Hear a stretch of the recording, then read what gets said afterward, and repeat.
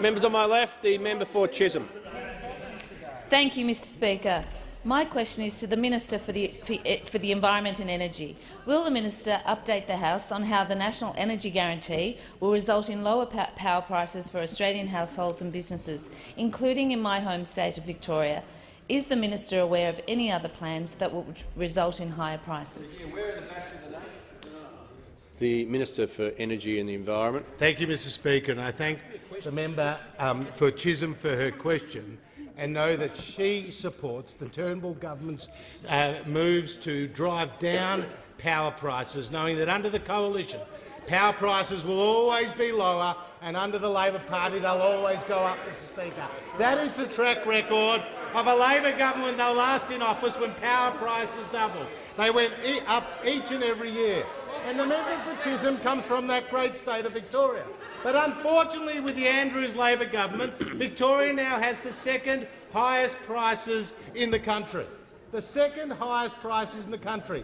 And last September, the Australian Energy Market Operator put out a report which said that there were up to a 43% chance of load shedding in Victoria. That's a euphemism for blackouts, Mr Speaker. And that is because the Andrews government cheered the closure of the Hazelwood Power Station, which could provide up to a quarter of Victoria's power supply. And if you look at the last 6 months in Victoria of 2017, Victoria was importing power instead of exporting it to the rest of the grid, Mr Speaker.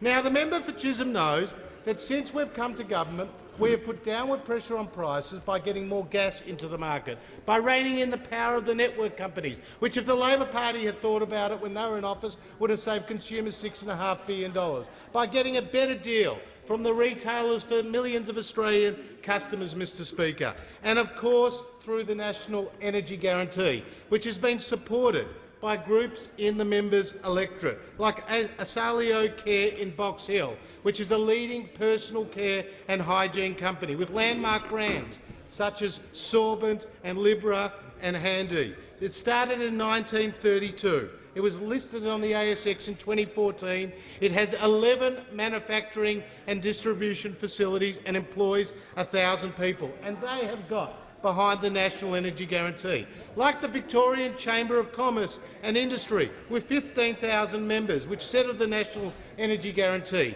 it was an important reform to improve energy policy predictability, to reduce risk, to encourage investment in new electricity generation, Mr Speaker.